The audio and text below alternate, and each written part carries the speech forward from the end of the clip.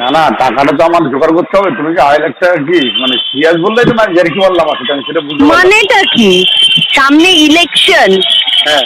লক্ষ লক্ষ টাকা খরচা আছে, তোমরা যদি এগিয়ে না আসো আমি দাঁড়াবো কি করে? তো কোমর ভেঙে যাবে আমার। বন্ধুরা, আমি চন্দ্রা এস ফানি ভিডিও নিয়ে চলে এসেছি নতুন একটা ভিডিও নিয়ে। আজকের ভিডিওর টপিক কি হতে চলেছে তোমরা নিশ্চয়ই দেখেছো, থাম্বনেল দেখে বুঝতেই পেরেছো আজকের ভিডিওর টপিক কি হতে চলেছে। তো আজকের ভিডিওর টপিকে রয়েছে আমাদের সীতামা ভট্টাচার্য। তো এই সীতামা ভট্টাচার্য সিরিয়াল করে, তোমরা তো সবাই চেনো। তো সিরিয়ালের বাইরে ইনি কি করেন? ইনি টিএমসির কাউন্সিলর। তো সিনেমার বাইরে ইনি কি কি করেন আজকে সেইগুলোই তুলে ধরবো আপনাদের সাথে। আর একটা খুশির খবর আছে বন্ধুরা, খবরটা আমার জন্য খুশি, আপনাদের জন্য খুশি। যারা টোটো চালায়, টোটো চালকদের ইতিমধ্যে আপনারা শুনেছেন যে টোটো চালানো বন্ধ হয়ে গেছিল। তো আমাদের মুখ্যমন্ত্রী টোটো চালকদের জন্য নতুন আইন নির্ধারণ করেছে। তো সেই আইনটা কি, আদৌ টোটো চালকরা টোটো চালাতে পারবে কিনা, তো তাই নিয়ে আজকের ভিডিওটা আমি করছি। তো বেশি পেঁয়াজি আর পঞ্চায়েতি না করে ভিডিওটা করা যাক স্টার্ট। আচ্ছা, বন্ধুরা, হুমকির অভিযোগ টিএমসি কাউন্সিলরের বিরুদ্ধে। এই টিএমসি কাউন্সিলরের নাম হলো শ্রীতমা ভট্টাচার্য। এই শ্রীতমা ভট্টাচার্য তিনি একজন ব্যবসায়ীকে হুমকি দিয়েছেন, আর সেই ব্যবসায়ী সমস্ত কথা কল রেকর্ডিং করেছে। সেই কল রেকর্ডিংটা ইতিমধ্যে ভাইরাল হয়ে গেছে। তো সেই কল রেকর্ডিংয়ের সমস্ত কিছু বলা আছে, যা যা শ্রীতমা ভট্টাচার্য বলেছে। তো সেই কল রেকর্ডিংটা কি আর কি কি তিনি বলেছেন আদেও সত্যি কিনা সেটাই তোমরা আগে দেখে নাও। কি বলে?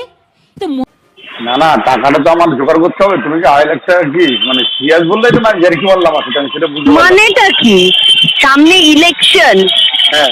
লক্ষ লক্ষ টাকা খরচা আছে, তোমরা যদি এগিয়ে না আসো আমি দাঁড়াবো কি করে? তো কোমর ভেঙে যাবে আমার। এখানেই শেষ নয়, শ্রীতমা ভট্টাচার্য আরও কি কি বললেন সেগুলো আমি শোনাবো। আর অবশেষে এই কথাটা সত্যি কিনা, ওনার বিরুদ্ধে ষড়যন্ত্র করা হচ্ছে কিনা সেটাও উনি বলবে, সেটাও তো দেখাবো। তার জন্য আমার সাথে থাকতে হবে আর পুরো ভিডিওটা তো দেখতে হবে। তো দেখো শ্রীতমা ভট্টাচার্য কি বলছে। এর আগেও তো আমি 5 লাখ টাকা তোমার ইলেকশনে 4-5-3-4 লাখ টাকা খরচা করেছি। তখন তো তুমি ছিলে না এখানে কোথাও। হ্যাঁ, কিন্তু যখন তুমি করেছো তখন তো আর আমি ছিলাম না। এই টাকাটা তো আমার সঙ্গে তোমার ইকুয়েশনটা প্রচন্ড ভাবে ট্রান্সপারেন্ট থাকাটা জরুরি।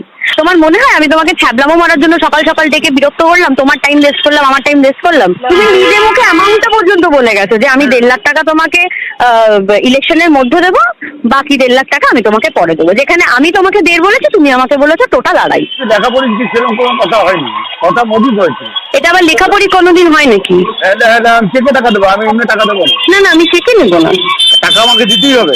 আমি তোমার সঙ্গে ইয়ার্কি মারিনি সকাল সকাল বসে। তোমরা তো শুনলে শ্রীতমা ভট্টাচার্য আর অমিত কুমার সাহার ফোনের কথাগুলো, কল রেকর্ডিংগুলো, শুধু টাকার গল্প।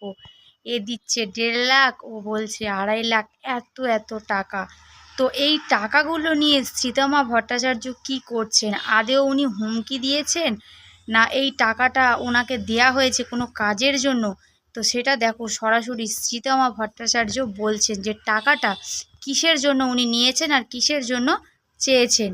তো দেখো বন্ধুরা শ্রীতমা ভট্টাচার্য কি বলছে। প্রথম কথা, আমি কাউকে হুমকি দিইনি। এই টাকাটা উনি সর্বসম্মুখে এসে দিয়ে গেছেন। যেই টাকাটা উনি বলেছিলেন যে আমি কিছু টাকা তাহলে আগে পাঠাবো, কিছু টাকা পরে।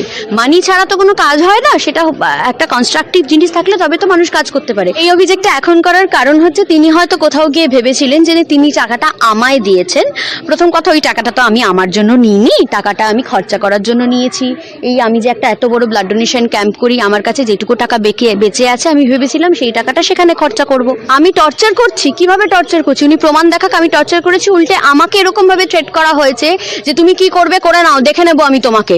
আমাকে তো ওনার ভাই ক্লাবের সামনে দাঁড়িয়ে বলেছে এই কথাটা, এবার আমি দেখে নেবো, সবাইকে পুঁতে রেখে দেবো। আমি অনেক বেশি আশঙ্কায় রয়েছি এবং আমি অনেক বেশি ভীত। তো বন্ধুরা, শ্রীতমা ভট্টাচার্য কি বললো তোমরা তো দেখলে। উনি টর্চার করেনি, উনি ওই টাকাটা চেয়েছে ব্লাড ডোনেশন, ব্লাড ক্যাম্প করার জন্য, আরও অনেক খরচা আছে সেই কারণে। তো উনি কোনো টর্চার করছে না, উপরন্তু ওনাকে টর্চার করা হচ্ছে, আবার ওনাকে পুঁতে রাখার কথা হচ্ছে। উনি মানে ভয়ে রয়েছে। তো এটাই বলল শ্রীতমা ভট্টাচার্য, তোমরা দেখলে। তো এবার আসছি টোটো চালকদের নিয়ে, যেটা ঘোষণা করেছে আমাদের মুখ্যমন্ত্রী। তো দেখো টোটো চালকদের জন্য কি সুবিধার কি করছে মুখ্যমন্ত্রী, সেটা দেখো। রাজ্যের টোটো নিয়ে এবার বড় পদক্ষেপ মমতা সরকারের। মুখ্যমন্ত্রী মমতা বন্দ্যোপাধ্যায়ের নির্দেশে দিন কয়েক আগেই রাজ্য জুড়ে শুরু হয়েছিল ফুটপাত দখল মুক্ত করার অভিযান। যদিও ব্যাপক আন্দোলনের জেরে সেই অভিযান বন্ধ হয়ে যায়, অন্যদিকে ফুটপাত দখল মুক্ত করার অভিযান বন্ধ হলেও বিভিন্ন জায়গায় চলছে পাকা দোকানদারদের বাড়িয়ে রাখা অংশ ভেঙে ফেলার কাজ। এরই মধ্যে আবার নয়া পরিকল্পনা প্রশাসনের। রাজ্যের নাগরিকদের বারবার অভিযোগ তুলতে দেখা যায় ফুটপাত দখল করে যত্রতত্র পার্কিং করে রাখা হয়েছে টোটো। সেই অবৈধ পার্কিং হটাতেই এবার বড় পদক্ষেপ নেওয়া হলো মমতা সরকারের তরফ থেকে। রাজ্য জুড়ে এমনিতেই লাগাম ছাড়া ভাবে বেড়েছে টোটোর সংখ্যা। স্বাভাবিকভাবেই বারাসাত পৌর এলাকাও এই ধরনের ঝঞ্ঝাট থেকে মুক্ত নয়। তবে বন্ধুরা, একটা কথা না বলেই থাকতে পারছি না, আমাদের পশ্চিমবঙ্গে কি আছে, কি কাজ আছে, কটা কলকারখানা আছে, মানুষ কি করে খাবে, মানুষ কিভাবে খাবে, মানুষ চিন্তায় পড়েছে। দিনের পর দিন যেভাবে জিনিসপত্রের দাম বেড়েছে, মানে সংসার চালানো খুব মুশকিল হয়ে যাচ্ছে। কোনো রকমে যে টোটো চালকরা টোটো চালাচ্ছে, কোনো রকমে তারা লোন করে টোটো নিচ্ছে। যেমন আমার কথা বলছি, আমারও হাজব্যান্ড টোটো চালায়, আমাদেরও টোটোটা লোন করেই নেওয়া হয়েছে। তো হঠাৎ করে টোটো চালাতে চালাতে বারুইপুরে টোটো চালানো বন্ধ করে দিয়েছিল। তো এখনও বন্ধ আছে বারুইপুরের টোটো মেন রোডে চালানো। তো আমাদের সংসার কিভাবে চলবে সেটা বলুন তো বন্ধুরা। আপনাদের মূল্যবান বক্তব্য কমেন্ট করে জানাবেন। যদি মমতা দিদি মুখ্যমন্ত্রী টোটো চালাতে দেয় আবার, তো আপনারা কেমনভাবে খুশি হবেন বা হবেন কি হবেন না সেটা অবশ্যই কমেন্ট করে জানাবেন। তো দেখো আমাদের মুখ্যমন্ত্রী মমতা দি কী আইন পাস করেছে টোটো চালকদের জন্য। যানজট মুক্ত থাকে এলাকা, তার জন্যই চেষ্টা করে চলেছে প্রশাসন।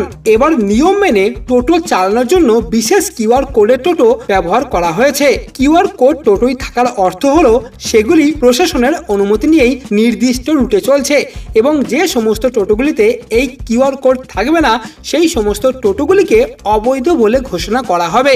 আর এই ব্যবস্থা না মেনে নিলে যে সকল টোটো যাতায়াত করবে তাদের সকলকে ধরপাকড় করা হবে, এবং প্রত্যেক টোটো চালককেই এই কিউআর কোড লাগাতে হবে, এমনটাই বাধ্যতামূলক করা হয়েছে রাজ্য সরকারের তরফ থেকে। আজকের ভিডিওটা কেমন হয়েছে কমেন্ট করে অবশ্যই জানাবেন কিন্তু। আর তোমরা কমেন্ট করলে, লাইক করলে, শেয়ার করলে ভিডিও করার জন্য আরও আগ্রহী হই, ভিডিও করতে ভালো লাগে।